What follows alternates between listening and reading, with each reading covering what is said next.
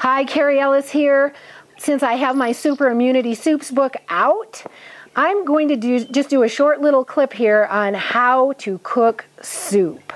Because a lot of people want to know how to cook soup, and it's such a simple food. When you think about it, soup historically has probably been one of the key foods to nourish people, because what they could do was put a pot of water over a fire, actually in the olden days, and add little bits of whatever they had to it, let it simmer together, and it would make a healthy, nutritious broth that could actually feed many mouths. One of my favorite stories is the stone soup story, where the little old woman who is poor and doesn't have anything has her pot up in the village and has it full of water and invites the passers-by to bring one ingredient to dinner, and she will make a pot of soup and they will have soup together.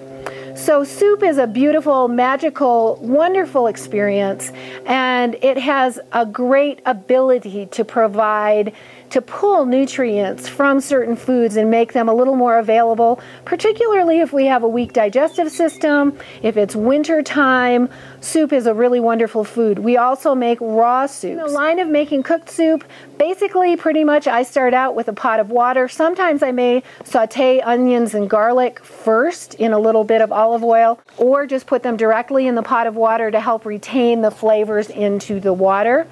Chop up any vegetables, add them to the broth. Any vegetables you like. Add maybe a half a cup or so of your favorite grain. It could be barley, it could be quinoa, it could be amaranth, and depending on the grain, it may take a half an hour to up to a couple of hours to cook in the soup. But remember, that grain is going to really swell up, so we want to start out with just a little bit of grain. So a half a cup is nice for a big pot of soup. So letting the grain cook for whatever is needed for a half an hour, quinoa up to a couple of hours for barley, and about an hour for brown rice. So each one is going to be a little bit different. Amaranth takes about an hour to cook, and it's a very tiny grain, but it's a really nice addition and hearty addition to soups. You can also add beans to the soup. We could add a can of beans if we're in a hurry, or have soaked and sprouted our own beans and cook them in the broth with the soup, and those we generally will cook for several hours. Pretty much that's it, and adding a really nice dose of herbs, spices, and a little olive oil, a little soy sauce. I don't even add salt to my food. Little soy sauce can help kind of flavor it up, give it a more hearty flavor. Umeboshi plum vinegar is another way to give it a hearty flavor.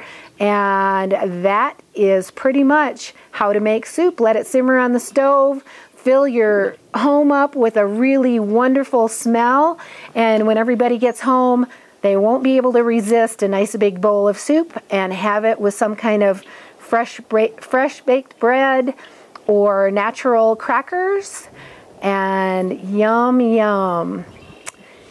Come and join me, learn more about my Super Immunity Soups, learn about the path to a healthy lifestyle at my members area, and have a wonderful day.